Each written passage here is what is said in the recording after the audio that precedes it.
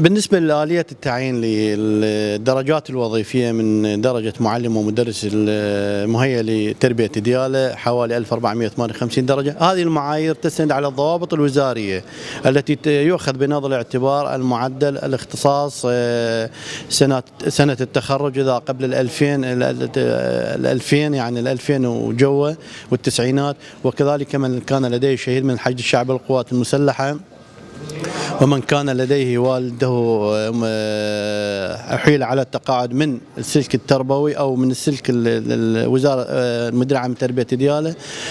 كل هذه ضوابط يؤخذ بها، يجب تصنيف الأسماء المرشحة على ضوء هذه الضوابط.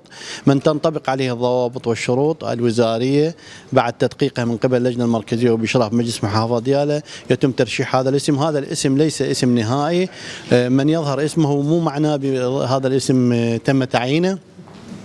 هناك فترة اعتراضات لمدة 5 أيام بعد تكملة كل قضاء في قضاء، يتم في مركز القضاء إعلان هذه الأسماء. له الحق الاعتراض من خلال الاستمارة التي يقدمها ويأخذ بنظر الاعتبار الاعتراض، ومن لديه حق في الاعتراض أو حق مغبون ممكن إعادة النظر في الترشيح.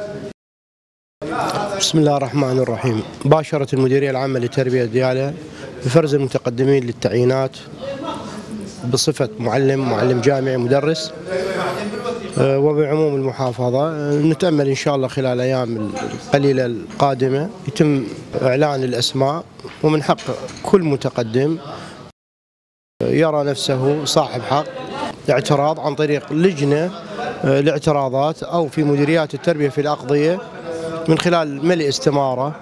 نطمن كل اخواننا وبناتنا واولادنا انه لكل ذي حق ياخذ حقه ان شاء الله. اما عن طريق الاعتراض او بعد التدقيق اللي راح يصير ان شاء الله خلال اليوم.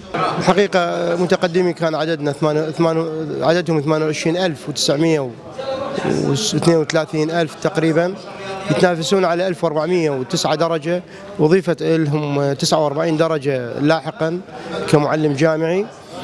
تعرف الفرق كلش كبير، يعني أكيد 26,000 وكسر ما راح يطلع اسمه. من حق الاعتراض حسب المعدل، حسب الاختصاص، حسب المنطقة. بسم الله الرحمن الرحيم. بعد التوكل على الله سبحانه وتعالى بدأنا اليوم اختيار أبنائنا المتقدمين للتعيين على ملاك وزارة التربية مديرية العام للتربية ديالى. واليوم بدأنا بقضاء خانقين، واللجنة اليوم متواجدة، والإعلام المسؤولين كل من رغب أن يحضر ليشاهد ما تفعله اللجنة. فاليوم الحمد لله والشكر نحن مقبلين على بداية جديدة باختيار المتقدمين اعتمدت على الاختصاص والمعدل المنافسة الشريفة. اليوم أنا رسالتي إلى أبناء المتقدمين للتعيين أطمنكم أن الأمور تمشي طبيعية وعلى التعليمات والضوابط الوزارية، ولم يكن هنالك أي خرق أو أي تزوير أو أي تلاعب بعملية الاختيار. اليوم كانت العملية شفافة جدا.